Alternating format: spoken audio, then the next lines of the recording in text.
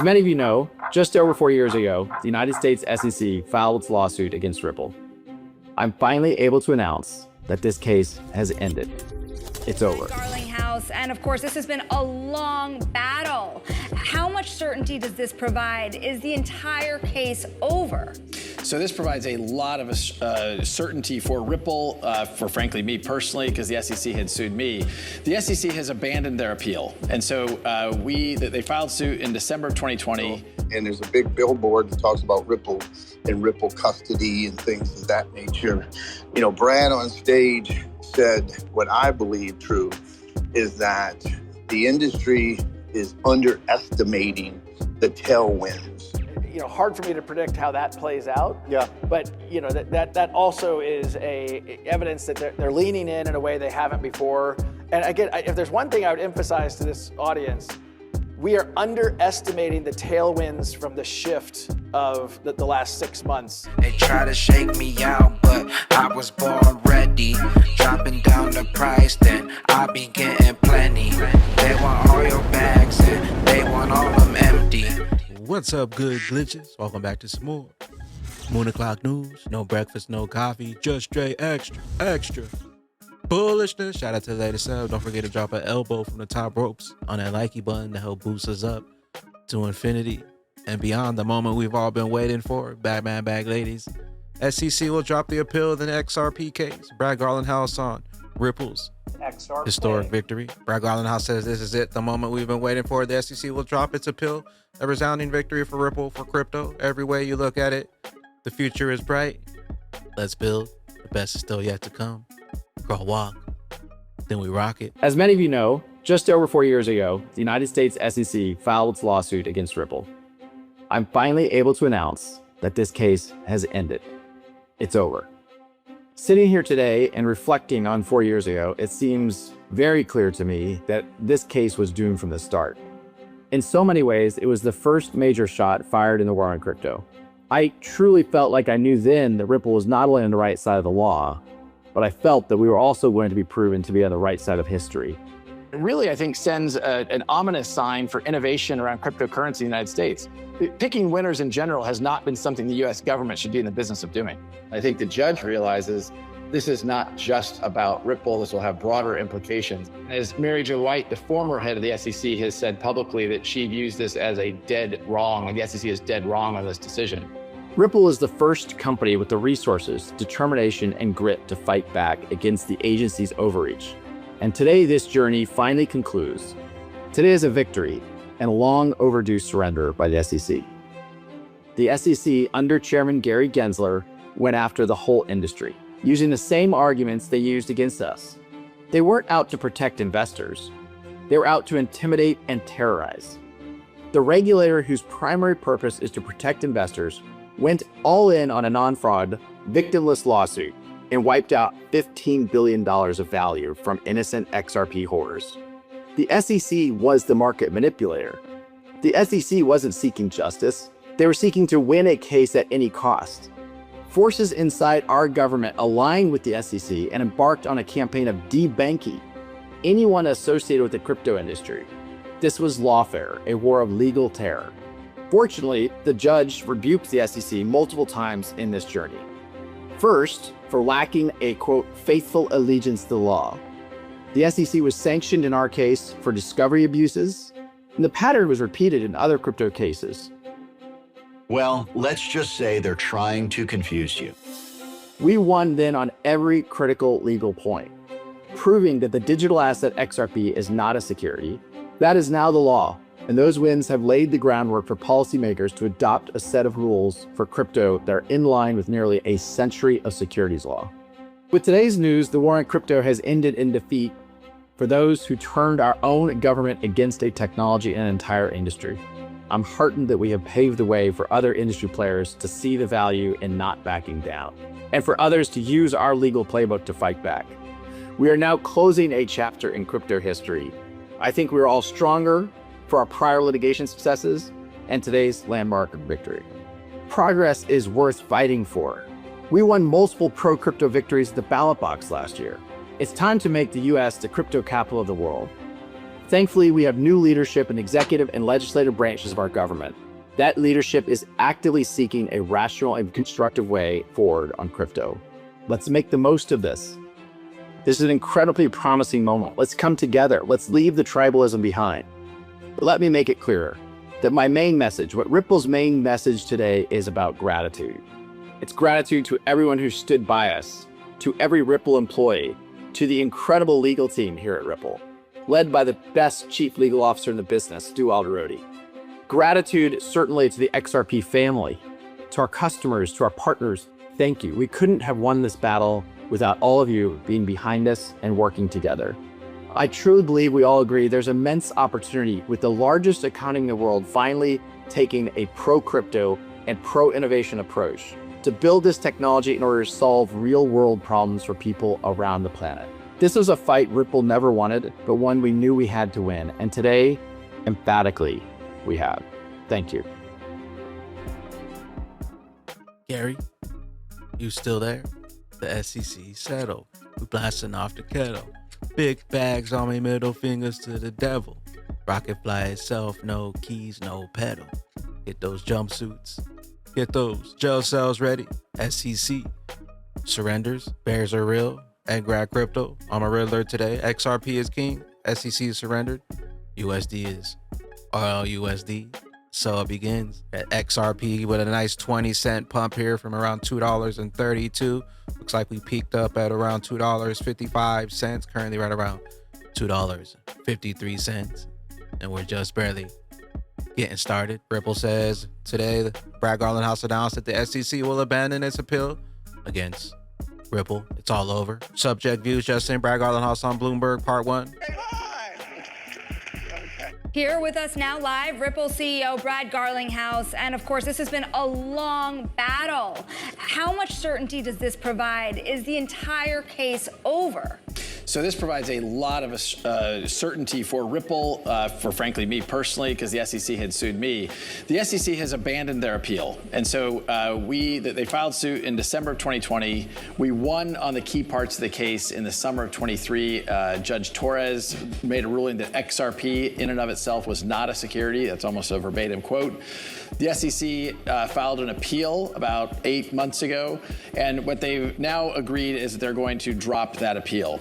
We still have a cross appeal pending, and so we go from being defendant really to plaintiff. So we now are in the driver's seat to determine how we want to proceed. Are you dropping it?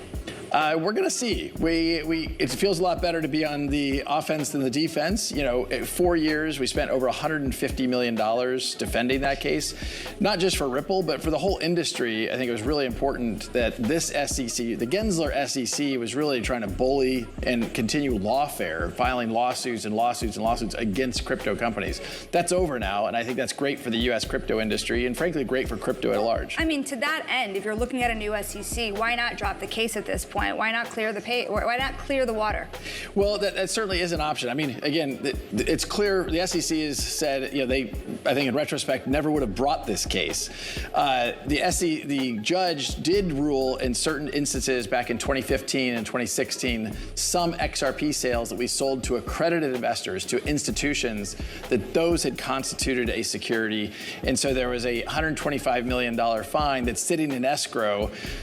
We wouldn't mind having that back. That's on the table, and I think there's some nuances to how this will play out. But it was important for us, for really the whole XRP community, for them to know that the case is over. For all intents and purposes, the case is over. The SEC is no longer pursuing this. But to that end, to your point here, the court decision had ordered you to pay a $125 million civil penalty for exactly what you're talking about. Is that $125 million paid? Is what you're saying that's still up for dispute? Yeah. Well, it's not in dispute. I mean, that's sitting in an escrow, and depending upon whether or not we decide to continue with our appeal, we could walk away and the whole thing would be done. On the other hand, when you have a case where there were no investor harm, no investors lost any money, you're kind of like, wait, why are we here? And it really goes back to Gary Gensler fighting a fight that was about power grab, that was about overreach of the bureaucracy to try to take a new industry. that what we're seeing now happen in Washington is smart legislation will come forward. You're seeing that happen with stable coins in real time. And I think you'll have a market structure bill is what it's described as to provide clarity and rules for the SEC and CFTC. We will look at the bigger picture. We're going to have you for a little while this morning. But do you think that part of this means fighting it till the very end to make sure even that part of uncertainty around being sold to certain investors classifies as a security? Is that what you are fighting for ultimately at this point? Well, I mean, at this point, all we're fighting for is, do we want to fight to get the $125 million back? And look, I'll be honest, would I have walked away from that before they appealed, before President Trump put Paul Atkins and Scott Bessent and David Sachs as critical, key, very smart leaders in this industry to bring this industry back on shore? I would have walked away. Now you look at that, and you're like, this case in this SEC never would have been brought.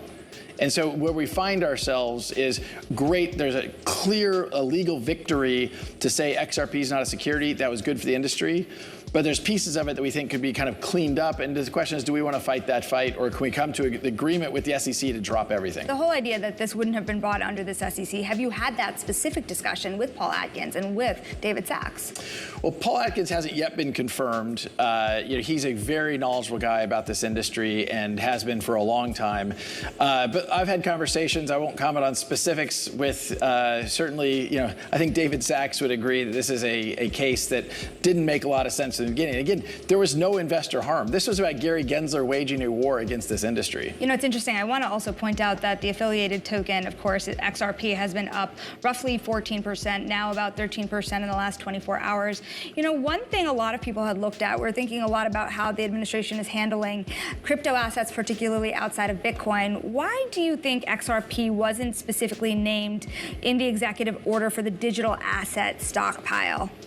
Well, so XRP was named by the president on Truth Social. He posted something saying that there should be other tokens, that there's going to be a Bitcoin strategic reserve and then a crypto stockpile that would include things like XRP. Days later, the executive order didn't include it. Why was that? I don't know what specifically was in the executive order. My understanding is there's going to be a Bitcoin strategic reserve. There'll be a crypto stockpile representing other cryptos. And I would expect that will include XRP. Look, at the end of the day, I think the stark contrast is in the Biden administration, we couldn't get a meeting with people at the White House. Now we're welcomed into the White House. And that's just a massive change. I think we want this industry to thrive in the United States. We don't want to push it offshore where you have fewer regulations. I think the reason I keep pushing you too is because I think now it's widely accepted that this is a pro-crypto administration. But the details, that is what's causing an overhang, the uncertainty of the details. So to the extent you have confidence, right? 4 years, 2 months, 27 days since the SEC dropped the initial case, December 20th, 2020. It's all over. Batman bag ladies. And the only investors that were harmed are XRP holders when they initially dropped a lawsuit here for XRP. Also, one thing to note is end of March going into April, XRP had a nice top off. So it begins. Check out subject views on X, Brad Garland House, Bloomberg. Part 2. Stu Alderati says today Ripple moves forward stronger than ever. This landmark case set a precedent for the domestic crypto industry. With the SEC dropping the appeal, Ripple is now on the driver's seat and will evaluate how best to pursue or cross appeal regardless. Today is a day to celebrate this victory. The utility era is upon us. The transformation of wealth is upon us. Shout out to all the XRP holders who've been loading up despite all the FUD. The best is still yet to come. Crawl, walk. Then we rock it. We got digital asset investor. SEC drops the case with John D. Attorney Jeremy Hogan, Meta Lawman. Asset Summit, and I'm looking outside the window, and there's a big billboard that talks about Ripple and Ripple custody and things of that nature. Brad on stage said what I believe true is that the industry is underestimating the tailwinds that we've been given with the new administration, the new SEC, the Strategic Bitcoin Reserve, digital asset stockpile. And he was asked about, what is the future? And one of the big issues is custody. And I think that's why that billboard's out there saying Ripple custody. He was asked about tier one banks, and he talked about how their introduction would most likely be into custody. And that's why Ripple purchased the custodian company that they purchased. But he was very bullish that the United States markets are just starting to open up, that they have been basically closed. And you're talking about the greatest and biggest financial markets in the entire world. And so when I tell you that he's smiling from ear to ear, there's a reason. And I think this is the billboard that John Deaton is talking about. Bank on security, modernized with Ripple custody. It's all over. We also had Brad Garlandhouse, subject views, dropping little nuggets, realizes what's about to happen. Listen up. U.S. payment providers have not been as proactive around some of these technologies, and I think that might unlock now. Where do you think, what's your pulse on where people are going to start? Are they going to start with payments? Are they going to start with custody? Are they going to start with accepting stable coins? What's your sense? Well, I'll start by telling a quick story that I'll leave unnamed, but back to some of the regulatory, frankly, bullshit we've had to deal with. One of Ripple's payment customers actually debanked. We had deposits. So we're behind their firewall from an infrastructure point of view, and their compliance team decides they can't bank us during this past administration. We got debanked, which you're kind of like, oh my God, this has got to be, you got to be kidding me. I remember. But look, I think that there will be different strokes for different folks. We are seeing some tier one banks lean into custody as because they have customers and they see the direction of tokenization of real world assets, the need to have a scalable, robust custody solution for some customers. That is the entree point. And that's one of the reasons why we bought this company a couple of years ago, almost 2 years ago. Others, look, they are fundamentally more of a payments infrastructure play, right? I mean, certainly around remittances and some of the payment providers. And again, US payment providers have not been as proactive around some of these technologies. And I think that may unlock now. So I know it's maybe an inadequate answer in some ways, and I'm not answering the question. I just think it's going to depend upon the type of bank. Some banks think of themselves more as around the custody side of the world. But I do think one of the fascinating things, and I think Sergey on stage earlier was referencing that stablecoin legislation I think is close. I have heard from some tier one banks that they may issue their own US dollar stablecoin.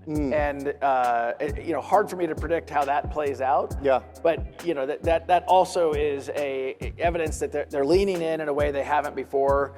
And again, if there's one thing I would emphasize to this audience, we are underestimating the tailwinds from the shift of the last 6 months. The largest economy in the world has been quite hostile to our industry and is now moving the other direction quickly. And I think we underestimate those tailwinds. Yeah. The utility era, institutional adoption is right around the corner. Pump, inbound, another moonshot. Inbound, also breaking. Futures going live for XRP tomorrow. This is a big part of getting the XRP spot ETFs approved. Justin Bitnomio is set to launch the first ever regulated XRP futures in the US. Tomorrow, banks, institutions, enterprises on their way to pump our bags up. Pump our bags up. Sentiment feed XRP as the couple from the altcoin pack surging another 14% and reaching the 250 mark resistance for the first time in 12 days. Wallets with at least 1 million XRP now hold 46.4 billion coins as they have accumulated 6.5% more in just the past 2 months alone. Address activity has also exploded in the month of March, seeing approximately 6x from the unique wallets interacting with the network in March compared to earlier months. It goes without saying that the price boost is also directly correlated with the SEC officially dropping its appeal against Ripple today. Ripple CEO Brad Garlandhouse also has already deemed this a resounding victory for the entire crypto community. Shout out to Ripple fighting the good fight, 150 million against the corrupt SEC. We got egg-rag crypto. If XRP fails to close above 265, 270 range, it won't negate wave 4 and will likely lead us down to the wave 5. In the short term, I need to stick to the math number and charts. A close above 266 would be a good sign, followed by another close above 297 as a second bullish confirmation. The ultimate confirmation for a bullish trend would be a close at 340. If we hit that, then the next targets are $5, $8, and we'll update the chart accordingly. March upwards is starting to begin. Watch out for the end of March going into April, and the longer they take, the higher we climb. On that XRP rich list, top 10% holder, 2,500 XRP, top 1% holder, 52,000 XRP, and the top 0.1% holder, 391,000 XRP. Who's ready for the 4th edition proper Moon Party? Links in the description. xrpbags.link/Moon Party. Congratulations if you made it this far. And we're just barely getting started. Institutions, banks, enterprises on our way to pump us to infinity and beyond. Where will those bags be when that regulation jar of molasses finally breaks open and XRP's true price is finally revealed? We'll catch you up here on the mothership. I am the XRP Bagman, the Moon Commander. Don't forget to drop an elbow from the top ropes on that likey button. We'll see you down in Austin, Texas. BYOB. Bring your own bags. Be your own bank. Be your own boss. We'll see you at the tippy top. Later, glitches. Later, glitches.